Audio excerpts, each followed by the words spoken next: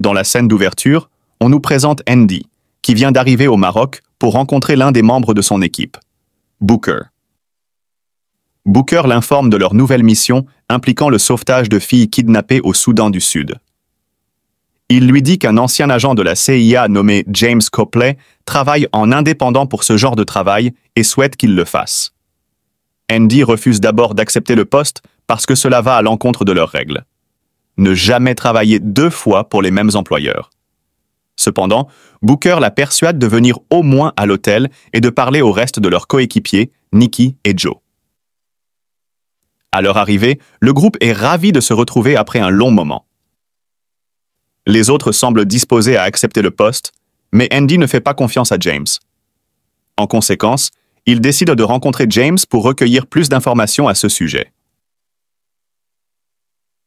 Dans la scène suivante, Andy et Booker rencontrent James dans un restaurant local, tandis que Nikki et Joe les surveillent, maintenant une position de tireur d'élite. James leur explique la situation et affirme comment ils peuvent faire une différence dans le monde. Méfiante, Andy demande la raison pour laquelle James a quitté la CIA, à quoi il répond que sa femme malade est décédée et que depuis, il n'a pas pu se résoudre à y retourner. En entendant tout cela, Andy, malgré ses réserves, accepte finalement d'accepter le poste. L'équipage part ensuite pour sa mission au Soudan du Sud en hélicoptère. Ils y arrivent le soir et attendent le bon moment pour infiltrer la base des ravisseurs. À la tombée de la nuit, ils neutralisent silencieusement les gardes et se dirigent vers le sous-sol. À leur grande surprise, ils ne trouvent aucun otage dans le bunker et remarquent qu'ils sont sous surveillance CCTV. Cela leur fait comprendre qu'ils ont été piégés, mais avant de pouvoir réagir, ils sont pris en embuscade par un groupe de militaires armés qui déchargent leurs armes sur eux 4. L'équipage s'effondre au sol, apparemment mort. Les militaires leur tournent alors le dos, croyant qu'ils sont morts. Mais dans une tournure inattendue des événements, ils commencent tous les 4 à guérir à un rythme rapide, expulsant les balles de leur corps. Ils se lèvent rapidement et éliminent toutes les forces armées en quelques secondes. James est témoin de tout cela depuis la caméra. Par la suite, l'équipage enterre ses vêtements ensanglantés dans le sable avant de monter à bord d'un train. Au cours de leur discussion sur leurs prochaines étapes, Andy affirme qu'ils doivent retrouver James parce qu'il sait maintenant qui ils sont. Ici, il est révélé que tous les 4 sont des guerriers centenaires dotés de capacités de guérison régénératrices inexpliquées. Ils utilisent leur vaste expérience pour travailler en tant que mercenaires, effectuant des missions qui aident les gens. C'est la première fois que leurs capacités secrètes sont révélées. Simultanément, en Afghanistan, une escouade de soldats des marines, dirigée par Nile, est chargée d'enquêter sur un groupe de femmes qui seraient retenues captives par un terroriste. Pendant l'interrogatoire, une femme fait un geste silencieux vers une pièce où le terroriste semble se cacher. En conséquence, les soldats font irruption dans la pièce et tirent sur l'ennemi dans la poitrine. Neil procède ensuite à la vérification de ses poches, mais le terroriste lui tranche mortellement la gorge. De retour dans le train, les 4 super guerriers partagent un rêve sur la mort de Neil, ce qui leur fait réaliser qu'elle est l'une d'entre eux. Andy leur demande alors à tous les 3 de trouver James pendant qu'elle décide d'obtenir Nile. En revanche, on apprend que Nile a survécu en se réveillant dans la tente médicale. 6 coéquipières sont choquées lorsqu'elles remarquent qu'elle n'a même pas une égratignure à cause de la blessure. En conséquence, ils décident de l'envoyer en Allemagne pour des tests supplémentaires. Cette nouvelle attriste Nile, alors elle s'assoit dans un coin et écoute sa chanson préférée pour se calmer. Mais avant qu'elle ne soit transférée, Andy la retrouve et la met sous la menace d'une arme. Neil lui demande son identité, à laquelle elle se présente comme Andromaque de City. Elle la renverse ensuite avant de l'enlever de la base militaire. Un peu plus tard, Nile reprend conscience et se retrouve dans le coffre d'un véhicule militaire. Pour tenter de s'échapper, elle ouvre le coffre d'un coup de pied et saute. Andy le remarque et arrête le véhicule. Elle lui tire ensuite une balle dans la nuque et attend qu'elle récupère. Lorsque Nile ouvre enfin les yeux, Andy lui dit de l'accompagner si elle veut les réponses. La scène se déroule ensuite en Angleterre, où nous sommes présentés à un dirigeant pharmaceutique nommé Stephen Merrick, qui fait une présentation à des donateurs potentiels pour la recherche sur les cellules souches. il leur dit qu'il possède la technologie capable d'éradiquer les maladies humaines et de prolonger la durée de vie. Tout ce dont il a besoin, c'est d'un investissement. Une fois la présentation terminée, James, qui est également présent, montre la vidéo des immortels à Steven. Cela laisse ce dernier sous le choc et il ordonne à James de capturer l'équipe dès que possible. Pendant ce temps, Andy et Nile montent à bord d'un avion de trafic de drogue et se dirigent vers le point de rendez-vous, Paris. Neil ne croit toujours pas en Andy et pense qu'elle l'a drogué avec quelque chose. Cependant, elle reste sans voix lorsqu'Andy lui rappelle le terroriste qui lui a tranché la gorge. Suite à cela, Andy fait une sieste, pendant laquelle Nile l'attache secrètement à la chaise et T y est le pilote sous la menace d'une arme. Elle le menace d'atterrir sur le champ. Quand Andy réalise ce qui se passe, elle propose un plan brillant. Elle demande au pilote de faire le mort, puis simule un tir, ce qui fait passer cela pour un meurtre. Cela fait évidemment flipper Nile, mais Andy lui assure qu'elle peut piloter l'avion.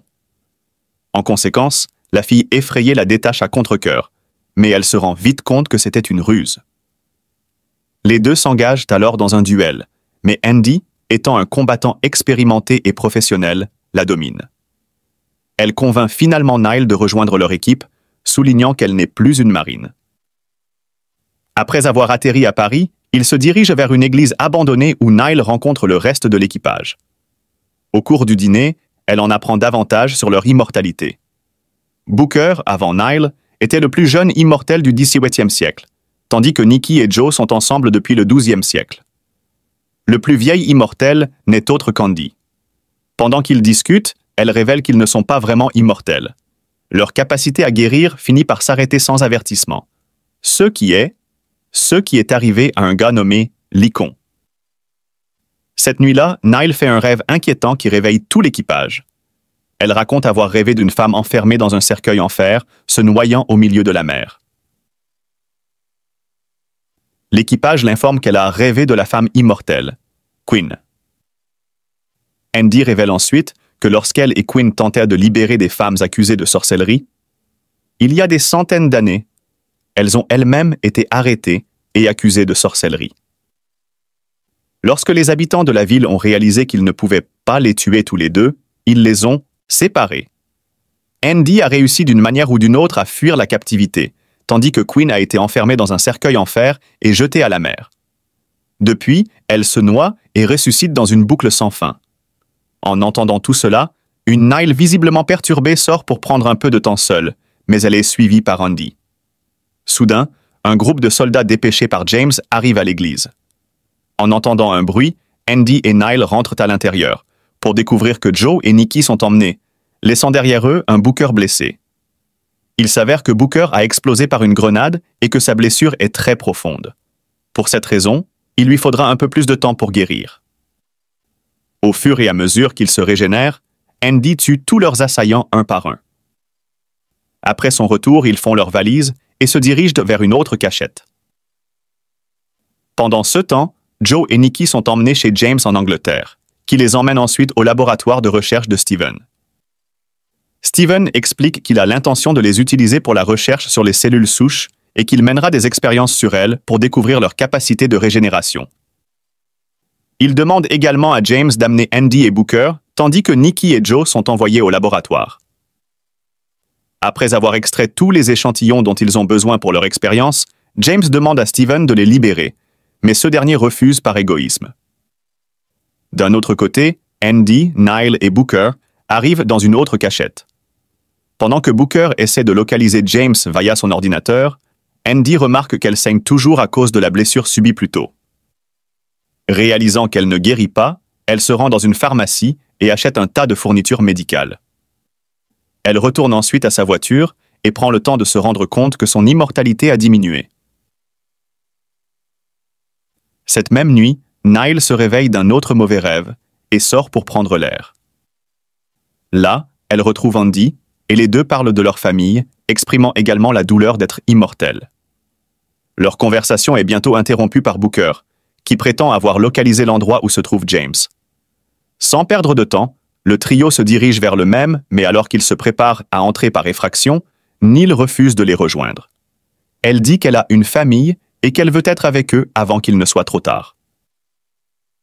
Cette fois, Andy la laisse partir, lui permettant même de prendre la voiture et un pistolet. Suite à cela, Nile se dirige vers la gare, tandis qu'Andy et Booker entrent dans le bâtiment pour affronter James. Une fois qu'ils l'ont trouvé, Andy demande des informations sur l'endroit où se trouve son ami. À ce stade, Booker lui tire dessus de manière inattendue par derrière et l'attache. Il admet ensuite qu'il a organisé cela parce qu'il pense que Steven pourrait trouver un moyen de mettre fin à leur immortalité. Cependant, il commence à paniquer en voyant qu'Andy ne guérit pas. Peu de temps après, Steven et ses hommes entrent et capturent les deux super-guerriers. James tente de protester, soulignant l'état de non-guérison d'Andy et sa mort potentielle. Cependant, Steven ne semble pas s'en soucier, car il est prêt à torturer les immortels indéfiniment pour les étudier. Lorsque James continue d'insister, il est renversé par les gardes. Steven emmène ensuite Andy et Booker dans son laboratoire et les retient aux côtés des autres membres de l'équipage. Ailleurs, Nile arrive à la gare, mais elle découvre bientôt que son pistolet est vide. Réalisant la trahison de Booker, elle retourne chez James et demande à savoir ce qui se passe. James avoue alors qu'il a fait des recherches sur Andy et son équipe. Il lui parle également de toutes les bonnes choses qu'ils ont faites pour l'humanité. Il pensait aider le monde en les appréhendant, mais il avait tort. Maintenant qu'il a changé d'avis, il décide d'aider Nile à sauver les membres de son équipage. James la conduit ensuite au laboratoire de recherche hautement sécurisé de Steven. Il informe Nile des gardes en patrouille et du laboratoire de recherche situé au 15e étage. Il lui remet également une carte principale qui peut accéder à n'importe quelle porte du bâtiment. Sur CE, Nile s'arme d'un pistolet et commence à combattre les gardes, se frayant un chemin. Elle localise bientôt les membres de l'équipage et les libère. Les 5 sont à nouveau ensemble et se dirigent vers Steven, éliminant tous les gardes sur leur chemin. Cette fois, l'équipe donne la priorité à la protection d'Andy, car elle ne peut pas guérir si elle se fait tirer dessus. Ils finissent par pénétrer par effraction dans le bureau de Steven, mais ne le trouvent pas là-bas. À ce moment-là, ils remarquent que l'ascenseur descend, alors Booker, Nikki et Joe poursuivent par les escaliers, tandis que Nile reste avec Andy. Cependant, cela s'avère être une ruse, alors que Steven confronte les deux femmes, les tenant sous la menace d'une arme.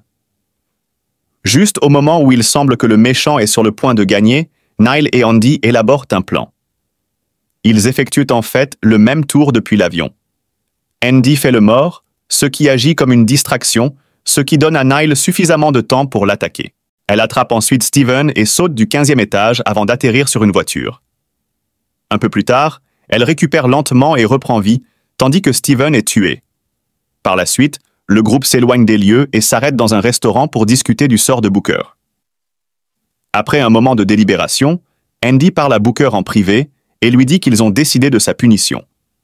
Le groupe le condamne à la solitude, lui interdisant de les contacter pendant les 100 prochaines années. Andy et Booker partagent ensuite un câlin émotionnel, car ils savent tous les deux qu'ils ne se reverront plus jamais. Après cela, le reste des membres du groupe rencontrent James, qui explique comment ses recherches ont révélé que leurs missions passées ont eu un effet plus grand qu'ils ne l'auraient jamais imaginé. Selon lui, les descendants des personnes qu'ils ont sauvées continuent d'aider le monde de différentes manières. Avec une confiance renouvelée en leur existence, le groupe autorise James dans son équipe.